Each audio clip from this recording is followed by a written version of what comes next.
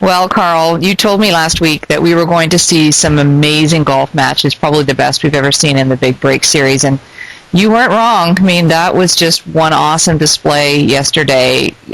Tell us a little bit from your perspective as you watched it last night. Anything come to mind that you wanted to mention about that whole playoff against Kent? Well, thank you for having me, Gail. I greatly appreciate it. It was, it was very, I don't know, I had mixed feelings last night watching it because on the one hand, I kind of knew what was coming, but on the other hand, they didn't really show you the entire match, and so I didn't know how to really respond to it. Just to kind of walk you through, what you saw. Everything that you saw in regulation was as it was, but we actually had 4 playoff holes, not one. And 2 up. And I will tell you this, I know that people would probably have been more stressed out if they had watched it, but I fought so hard for this thing that I may have actually exhausted myself fighting against Kent. The 2 shots that they were the 3 playoff that they didn't show you, and I greatly appreciate the Golf Channel because they actually went and put a blog online and called it spoiler alert to kind of let the fans know exactly what really happened between me and Kent. So so there's a blog out there that kind of it shows you that it was a 4-hole playoff, and it wasn't just the one that you saw, but because of time crunch and time they only showed you the one that caused me to be eliminated. But I tell you what, I fought hard, and Kent made some putts. One of the shots, or 2 of the shots you did not see, was first in one of the playoff holes. I actually hooked or sliced my shot way back over to where I was in that flower bed on regulation, in regulation, and Kent was in the middle of the fairway. He hit his shot into the green about 30 feet, and I was sitting on a little sand hill looking like there was no chance, and I hit a shot, which I defined as the shot of my life, because I hit that shot over the trees, over a little house, over the water, over the bunker to 40 feet, and we both made par, and had to go back at it again. Oh my God! Then there was a hole that I hit a 3-wood down there, and had 116 left. And he hit his driver and had 118 left, and he hit his to 8 feet, and I hit mine to 18 inches. And, that was when I thought the match was going to be over, and he made the putt from 8 feet. And so we went back to the 4th and final playoff, which is where you saw him make that birdie. So, I fought, like I said, I fought with everything that was in me. Yeah. But at the end of that match, I recognized that, look, Ken beat me, and he did so fighting. And, I couldn't be nothing more than proud of, how hard I fought. And, when you fight your hardest and someone ends up beating you, you have to give that person their due credit. So, yeah. It was absolutely one of the toughest battles I've ever had. Yeah. Well, it sure sounds like it. I wish we could go and watch all of those 4 rounds now in hindsight that you've given us information. That is just, amazing. Well, speaking of amazing, I mean, you've been called a lot of things. You've been called Clutch Carl. Even Kent referred you to as the Jedi. Like, it just like this man who can pull off the impossible shots when he needs to pull them off, and you just described another one, and we've seen so many already throughout this series.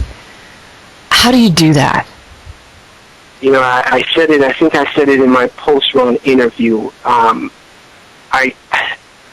grown up tough in Jamaica, and when you grow up poor, I think I don't know who said it, but when you grow up poor, it's supposed to create geniuses, because you have to find alternative ways to get what you need, and to make the grade.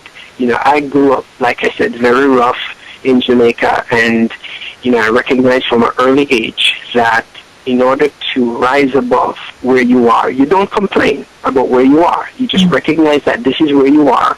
You recognize that here is where you want to be, and then you have a roadmap as to how to get there. And I've always just been able to will myself to do that which is impossible. I think scientists say we don't even use 1/3 of our brain power, so I've always tried to find a way to use, a little bit more than that, or 1/10 of our brain, I should say. Mm-hmm. But I just try to will myself to do things. That's the only way I can describe it. Every time something bad happens, I see it as an opportunity to do something greater. Mm-hmm. And that's my mindset going into everything. Wow. Maybe that's what helped me. You do, your fitness regime is just so amazing as well. Do you actually do any kind of mental exercises or anything that you do to just keep this going, or is it just something you built as a young person and it's just stuck with you? Well, I look at it like this. I often say I have epiphanies every now and then, and I take note of it. But I remember some time ago I was stressed, and I realized that, and this is not medical, this is just my observation, mm-hmm. and whenever I get stressed, I feel pain in the back of my neck. Mm. Now, stress is caused through a constant thought on an issue. That's, it's a thinking thing. Mm-hmm. You think yourself into pain. Mm-hmm. So I recognize that if that is true, then why can't we think our way to a healing, or think our way to a positive outcome if we can think our way into a negative outcome and a physical effect on the body? So that's kind of how I see things. I feel like our minds are absolutely capable of achieving the impossible if you just allow yourself to go there. Mm-hmm. I know it's going to sound weird, but it's almost like a matrix type thing. Mm-hmm. There is that impossibility that if you entertain it, it's very possible that you might be able to pull it off. So, that's kind of how I go about thinking about things. And, I just believe that my life is meant to inspire. I've been blessed enough for someone to extend an opportunity to me, and my goal is to inspire as many people as possible to get them to achieve their greatest potential. Mm-hmm. Wow. You've certainly shown that your attitude towards fitness, your attitude towards mental strength and optimism and trust is paid off. I mean, the shots that you've hit have been awesome. Now, then again, there's a kink in every armor, right? And you're standing over a 2-iron, and you know that if you hit this shot 1,000,000 times, you're confident in it, and then there's a bit of a, there's a little, something goes on, suddenly the ball's in the water. You wonder, where does that come from? Well, I tell you what, that 2-iron, my foot slightly slipped on me, and I ended up not finishing the swing, so she pushed it way to the right, and it just didn't have enough speed on it. But again, here's the thing. I said it, and I'll say it again. I accept all outcomes, because as soon as I saw that go in the water, and I said, Carl, what did you do? Mm-hmm. I immediately then said, you know what? This is, and don't get me wrong, I didn't know what was going to happen, but in my mind I thought, this is an opportunity to blow people's mind with the next shot. I just feel as if everything happens for a reason, and here's your chance to do something incredible. That's how I approach everything. So, I firmly believe that mindset allows you to do things that are impossible, and I'm just grateful that, I was able to be proof of that. I've always said that in my desire to inspire, I want to do it through action. I would never require anything from anyone that I am unwilling to do myself. So it really, I'm really proud of the fact that, as I get myself in trouble, I get myself out. And just show people that no matter what circumstances you are in, even when you put yourself there, if you are willing and able and you don't give up, great things can happen. Well, and Kent, it looked like he was a goner, but he came through with a pretty strong mental side himself. He didn't give up. After the first hole, I would have given up. I mean, it just looked like it was an impossibility, but he dug deep. And some, I guess the best players in the world, Jack Nicklaus, Tiger Woods, everybody said, what's their strength? It's the mental side of the game. And so we're seeing that in some others as well. And, what he did with you and fighting right through everything, all those playoff holes, he's got to go into next week's show feeling pretty confident. Well, I tell you what, I said it on the show. Can't pull a Carl on me because he made that 25-foot putt, and he had to make that putt. And like I said, the shot that you did not see, which was he was 8 foot and I was only 18 inches, and he made that putt as well. So he was fully deserving, and he himself is a testament of no matter how improbable things look, keep fighting. You keep fighting until there's no breath in your body. Yeah. And when it is done, you know that you have given it your best. Well, that's for sure. Well, it's just amazing. Well, it's been such an amazing series. The best I've ever seen. What impact has this show had on your life? It is amazing because I knew how it was going to play out, but I never expected, America to and everybody to kind of embrace me as an individual as they have. I mean, watching the show last night and even going into this week, some of the support that I've had from like Shank's home state of South Carolina, and people coming on and saying, Carl, you've been an inspiration for me, and how can I go about doing this? Those are things I never really expect, and I don't even see myself necessary as somebody who is better than anybody else. I've just always said, just show people how to achieve their best through your work ethic and by example. But it's just amazing, the outpouring of support and kind words. And I mean, I felt almost like I wanted to go back into the show and fight a little harder because of the support that I was getting from everyone. So, it's been really great. Most importantly, I met 11 exceptional guys, and 10 exceptional guys, and our relationship with me and Shank. I mean, we were just talking about 5 minutes ago, so it's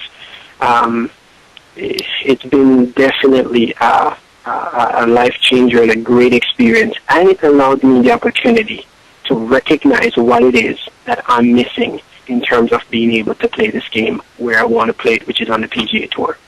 So that begs the next question. What's next for you, Carl? What's next for me is that, I said it on the show that I coined the term golf means game of limited fundamentals. And while I was on the show, especially with Robbie's swing, because I thought his swing was probably the most natural in terms of fundamentals, I recognized that I am missing the proper fundamentals to gain consistency. So when I came back, I embarked on a mission, and that mission was, you have the creativity to hit the shots that you want to hit. You have the mental ability to will yourself to do everything. Come on, Carl. Get those fundamentals in there so that the next time, America or Jamaica or Canada or whomever is watching sees you, they're going to recognize that you have made some significant strides in moving towards where you want to go. So right now I'm working on building that fundamental into my game. I've started collecting new data on that, and it seems to be paying dividends. So next time you see me, I think everybody's going to be quite a little bit surprised of where my swing has come to. Oh, that's wonderful. Well, I can't wait to see the new Carl, and the new and improved, always improving, never standing still Carl. This is just so wonderful meeting you, and so happy that you took away from this all the positives. As you said, that's your outlook on life, and it's such a great example for all of us. Anything you wanted to close with before we sign off? And again, I'm looking forward to talking to you next week. Well, I do appreciate that. The only thing I would say is, just thanks to every single person from the bottom of my heart, for supporting myself and the guys on the show. We went in not wanting it to be a conflict among individual type show, and I think we're going to pull off probably one of the greatest seasons of the Big Break ever, because we were all truly gentlemen about the game and maintain the respect. So I personally want to thank everybody for supporting me, and Shank and the rest of the guys. And, it's not the end of us. Like I said, look forward to, you've seen Shank 2.0. When you see Carl 2.0, you're going to be blown away. And definitely tune in, because it's going to be an awesome finale next week. Oh, I'm looking forward to it. Well, thank you, Carl. You have a wonderful day, and I really look forward to talking to you next week. Thank you, my dear. I greatly appreciate it.